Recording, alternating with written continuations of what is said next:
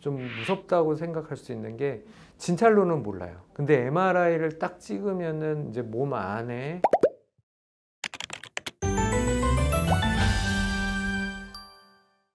안녕하세요. 저는 울산대학교 서울아산병원 소아청소년과 소아내분비대사과에서 그중에서도 이제 의학유전학을 담당하고 있는 이범이라고 합니다.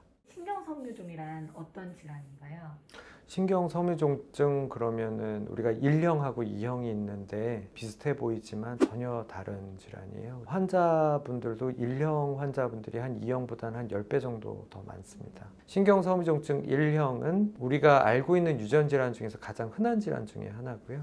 한 3,000명당 1명 정도 된다고 알려져 있고, 이제 대표적인 거는 피부에 그런 커피색 반점들. 제가 말씀드릴 때는 이런 손톱 크기만한 그런 점들이 몸에 이렇게 좀 띄엄띄엄 이렇게 한 6개 정도 있고, 그러면서 이제 뭐 겨드랑이나 아니면 사타구니 쪽에 이렇게 조그마한 그런 반점들이 있으면 의심을 하도록 그게 가장 대표적인 증상입니다. 그다음에 이제 나이가 들면서 몸의 표면 또는 이제 심부에 양성이긴 한데 신경 섬유종들이 생길 수 있는 그런 질환입니다. 근데 3,000명 중에 한 명이면 희귀 난치성 질환으로 등록될 수 있어요? 우리나라의 신경섬유종증 1형으로 산정특례나 뭐 이런 식으로 해서 등록된 환자분들이 7,000명, 6,000명 이 정도라고 알고 있어요. 예. 그러니까 이제 생각보다 많은 환자분들은 병원 밖에 있는 거긴 해요. 예. 그게 이유가 진단이 안 돼서 그러신 건가요? 그런 경우도 있고, 신경섬유종증 환자분들은 외모적인 이상이 있다 보니까 이렇게 고립돼서 지내는 분들도 있는 것 같더라고요. 예. 그러다 보니까 이제 병원이나 이런 진료 잘 안 하시고 집에서 그냥 스스로 이렇게 지내시는 그런 분들이 꽤 있는 것 같습니다. 보통 발병 연령대 같은 게 있나요? 빠르면 사춘기 될 쯤에서 보이는 아이들도 있고, 총상신경섬유종이라고 그래가지고 이런 섬유종들이 이렇게 얽혀서 연결돼서 나오는 경우가 있는데, 심한 아이들은 한두 살 때도 이렇게 보이는 경우가 있어요. 그래서 어렸을 땐 좀 작다가 그것이 이제 점점점 커지면서 이제 이게 이상을 일으키는 건데, 뭐 호르몬 변화도 좀 중요한 의미가 있는 게 사춘기 때 이제 1차적으로 또 한 번 또 커지는 게 있고, 여성분들은 이제 임신하거나 출산할 때 또 커지는 경우가 있거든요.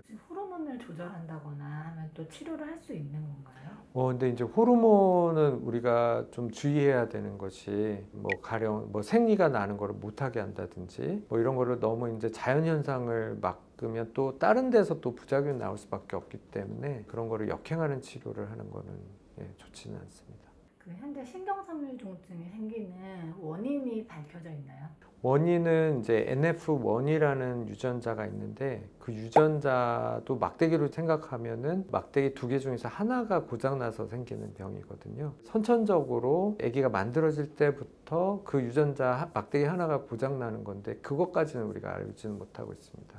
유전자 검사나 이런 것들로 예방을 할 수도 있는 질환인가요? 이 유전 검사가 가진 한계가 있어요. 신경섬유종으로 진단된 분들 중에서 유전적으로 진단하는 퍼센트는 한 90% 정도, 나머지 한 10% 정도 되는 환자분들은 정말 신경섬유종증을 갖고 있는데도 저희가 유전적으로는 진단을 못하는 분들이거든요. 전제 조건은 자녀가 환자다 그럼 그 아이가 유전자에서 어디가 고장난지를 먼저 안 다음에, 그 다음에 이제 다음번 임신 때 검사를 하는 건데, 부모님 중 2분 중에 1분이 신경섬유종증 1형을 갖고 있으면서 아기한테 준 거다.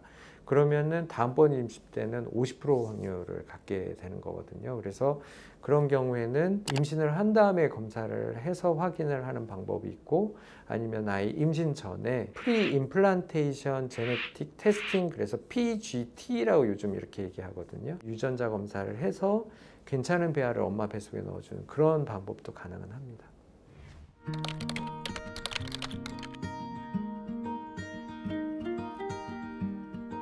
신경섬유종으로 진단을 받으면 어떤 치료를 받게 되는지 설명 부탁드릴게요. 첫 번째로는 발달도 좀 체크를 해야 돼요. 그래서 학습이나 집중력 이런 거 떨어지는 아이들이 반 정도는 되거든요. 그 다음에 아주 어렸을 때는 시신경의 교종이라고 그래서 시신경이 두꺼워지고 나중에 이제 그 시력 상실의 위험이 생길 수 있는 그런 양성 호기이긴 한데 어렸을 때는 그거를 좀 잘 저희가 지켜봐야 되고, 또 뼈를 보면은 이런 특히 다리뼈나 이런 데가 이제 약한 경우가 있어요. 그러면은 거기가 부러지면 잘 안 붙고 관절이 하나가 더 생긴 것 같은 가관절증 같은 것이 생기는 경우가 있거든요. 그래서 뼈에 이상이 생기는지, 심장은 구조적으로 문제가 없는지 혈액 검사를 해서 그런 백혈구수치라든지 이런 것들도 정기적으로 보고 있고, 저 같은 경우는 전신 MRI를 정기적으로 찍고 있어요. 이 질환에서 이제 문제가 되는 것이 이제 총상신경섬유종이라는 건데, 그런 것들이 이제 어린 연령대에서도 보이기 때문에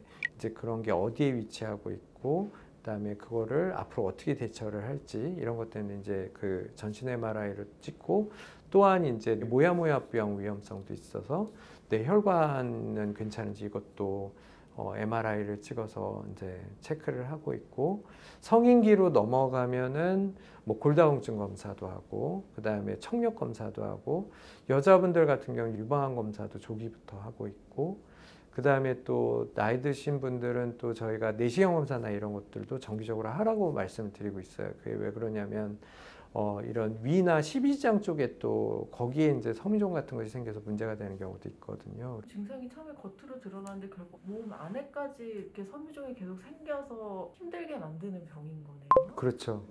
이제 어떻게 보면은 좀 무섭다고 생각할 수 있는 게 진찰로는 몰라요.